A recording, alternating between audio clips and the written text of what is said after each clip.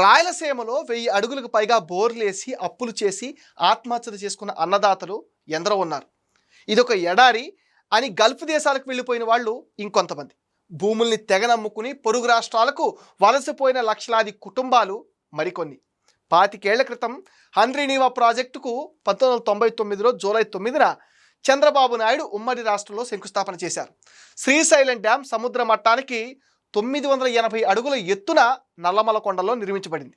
సముద్ర మట్టానికి 2293 అడుగుల ఎత్తులో ఉంటుంది. అంటే కృష్ణా జలాలను శ్రీశైలం నుంచి చిత్తూరుకు తరలించడానికి వివిధ ప్రాంతాల్లో ఎత్తిపోతల పథకాలు అవసరమవుతాయి.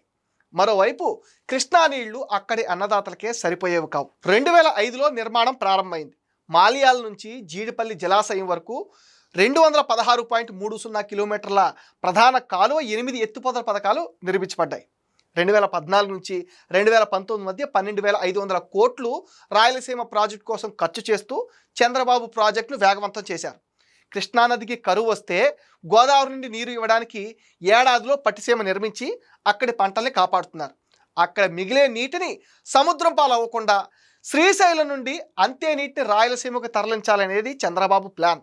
2019లో వైసీపీ అధికారంలోకి వచ్చిన తర్వాత 2,000 కోట్లు ఖర్చు పెట్టారు. కానీ పనులు ఆగిపోయాయి. కనీసం గ్రీసు కొట్టలేక అన్నమయ్య డ్యామ్ కూడా కొట్టుకుపోయింది. అటు వెలుగొండలో ఒక ప్రారంభోత్సవం, ఇటు కుప్పంలో ఒక ప్రారంభోత్సవం చేసి తెగ హడావుడి చేశారు. రెండో రోజు చూసేసరికి సెట్టింగ్ సామాగ్రి తీసుకెళ్లిపోయేసరికి తీవ్ర అవమానంగా భావించారు ప్రజలు. 2024లో కూటమి ప్రభుత్వం వచ్చిన తర్వాత మళ్లీ పనులను వేగం చేశారు. కూటమి ప్రభుత్వం రికార్డు స్థాయిలో 100 రోజుల్లో మెయిన్ కెనాల్ విస్తరణ, లైనింగ్ పనులు పూర్తి చేసి ప్రధాన కాలువ సామర్థ్యాన్ని 3,850 క్యూసెక్కులకు పెంచింది. 197 కోట్లతో కుప్పం బ్రాంచ్ కెనాల్ లైనింగ్ పనులు పూర్తి చేశారు. కృష్ణా జలాలు ప్రవహించే మార్గంలో 19 నియోజకవర్గాల్ని తాకుతూ 10 రిజర్వాయర్లను నింపుతోంది. కుప్పం బ్రాంచ్ కెనాల్ ద్వారా 110 చెరువులను నింపడం ద్వారా 6,300 ఎకరాల విస్తీర్ణం జరుగుతుంది. మొత్తంగా 6 లక్షల ఎకరాలకు సాగునీరు, కుప్పంలో 6,300 ఎకరాలకు ఆయకట్ట నీరు, 33 లక్షల మందికి తాగునీరు, కుప్పంలో 4 లక్షల జనాభాకు త్రాగునీరు అందుతుంది. 40 టీఎంసీల నీటిని హంద్రీనీవా ప్రాజెక్టు ద్వారా రాయలసీమ జిల్లాలకు వినియోగించుకోనున్నాయి. 25 ఏళ్ల క్రితం శంకుస్థాపన చేసిన నాటి ఉమ్మడి సీఎం చంద్రబాబు నాయుడు నేడు ఆంధ్ర సీఎంగా కుప్పంలో పరమ సముద్రంలో కృష్ణా జలాలకు జలహారతి ఇచ్చారు.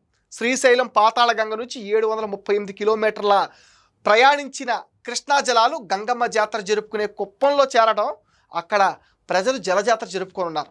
సీమ జనం ఆనంద భాష్పాల భావోద్వేగాలలో ఉన్నాయి.